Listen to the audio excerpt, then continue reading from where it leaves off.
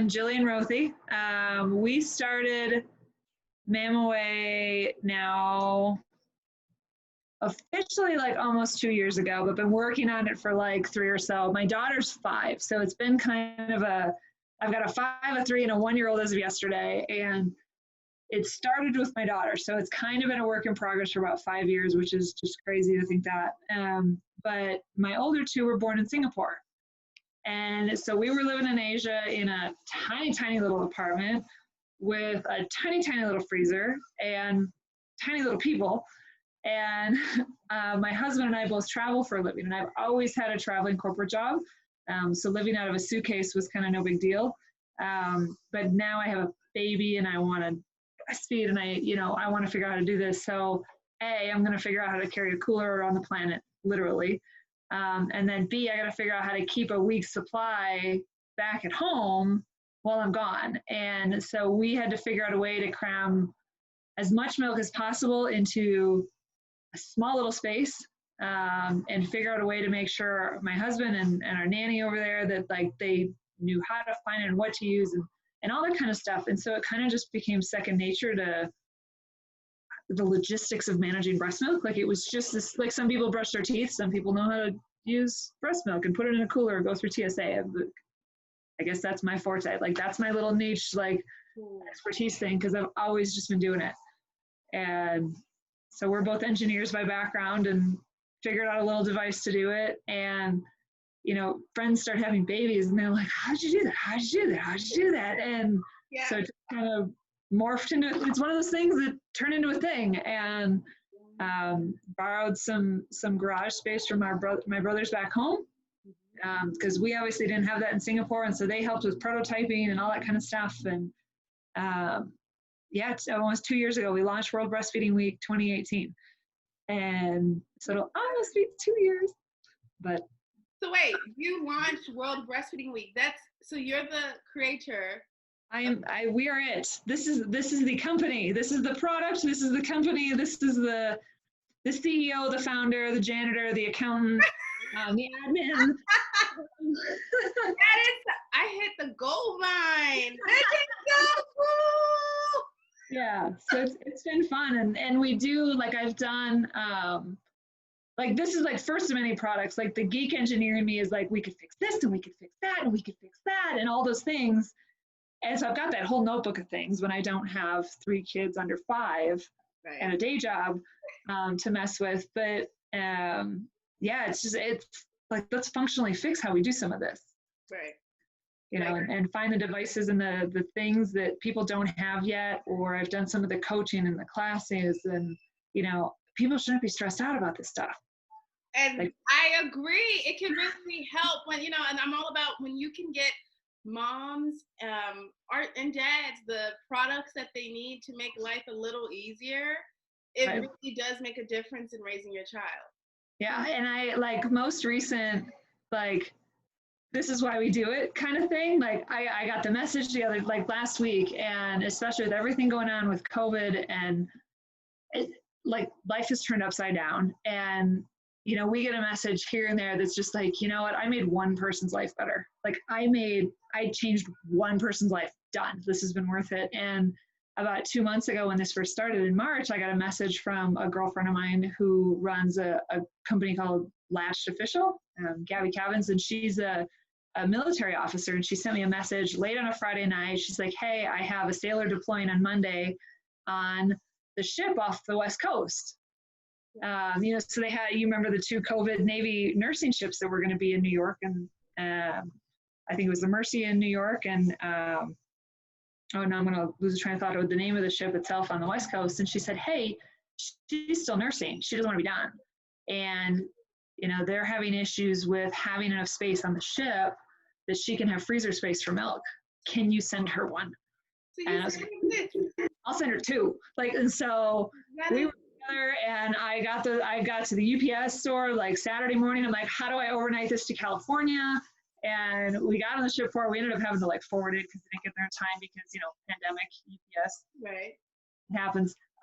But she posted 2 weeks ago, her name's Brianna, and she had posted a picture, and she brought home 302 ounces on a 52-day deployment. And Like, I don't know her from Adam, you know, like, but it's like, we help somebody do this. And amazing. That makes me feel good. Like, she's the one that did the work, and she's the one out there like fighting this thing and nursing and pumping. And that is 12 kinds of amazing. But to be able to like help just a little bit and help make that possible, like, that makes me you helped a lot of it. You helped that. I've never heard of that. And you know, oftentimes when, you know, I've always said, what do the moms do who have to go back to work?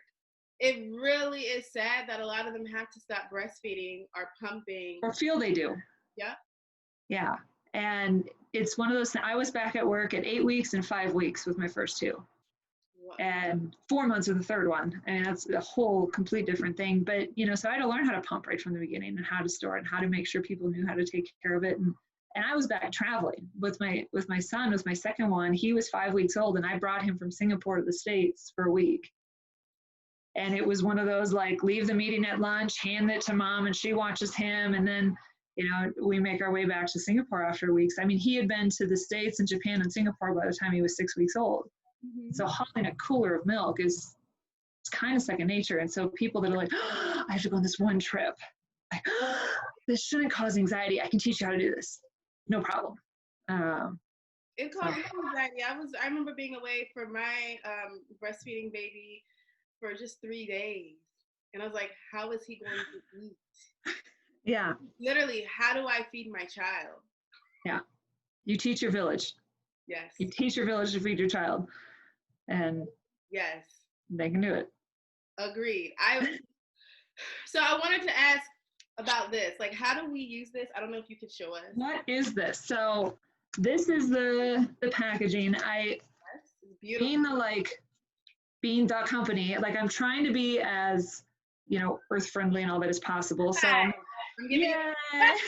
all about it. Eco-friendly. Like, let's be responsible manufacturers. So this is manufactured in my basement.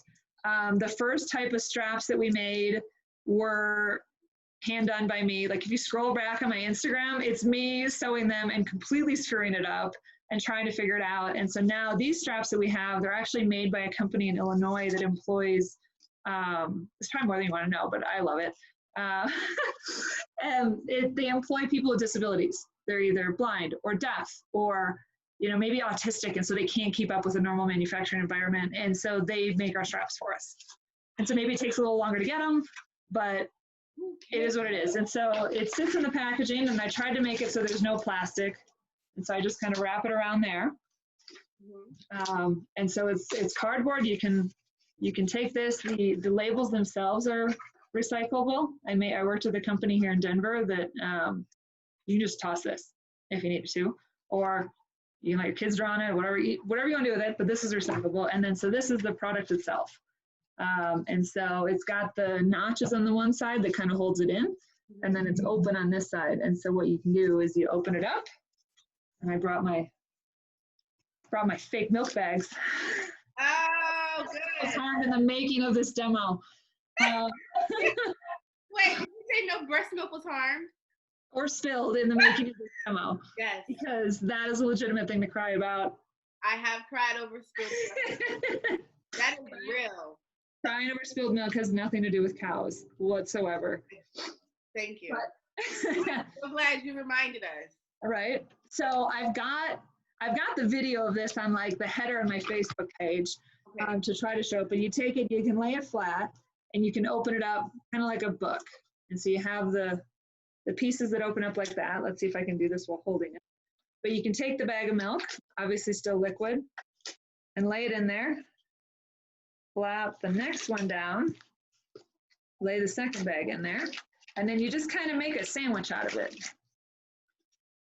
And when you first get the hang of it, you kind of got to wiggle them around until you figure out how to make it work. Right. And the idea is, I mean, it'll stand up on its own. And then you just freeze it like that? Any way you want. You can jam it in next to the chicken nuggets. You can sit it upright. You can lay it down. It can sit like this, and it'll freeze flat. You're so smart. So whether you one of the We love engineers. If you've got the door freezer, if you've got the drawer freezer, if you've got the over and under one, you can stick it in the door of it if you want. Like people that don't have space for cookie sheet Jenga, or the patience for cookie sheet Jenga, or somebody else living with them that's going to screw it up while it's waiting to freeze perfectly. Right. Okay. You also said that this takes up, you get 30% more space. I've done, and so that's what we originally measured. And so I've been trying to measure every bag I can get my hands on. And so we made ones that you just kind of, we laid them flat when we made this, and we just let it kind of freeze on its own. Mm-hmm. And this is what it ends up looking like, right? So it's kind of like a triangle. My own eyes. I have seen that. Yep. Let's see if we can show it the same way. Wow. So the difference being, and I've got a couple of pictures of that, but when you line them up, and this is the geek engineer, like all that space in between is wasted. Yeah. And so, I mean, if you can play this game, but then you can't read the label on it, and they still fall all over the place. But if you do this version of it, you're not wasting all that space in there.